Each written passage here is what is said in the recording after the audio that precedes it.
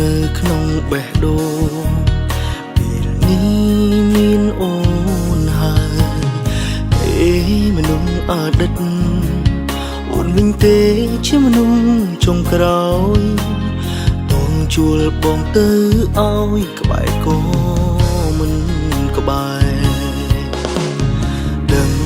អូនខឹងព្រោះស្រឡាញ់ខ្លាចបងលួចពាំងពាន់បងកាត់ស្នេហ៍អូនមិនបាច់ព្រួយបារម្ភទេគ្មានថ្ងៃបងវិលឡើយ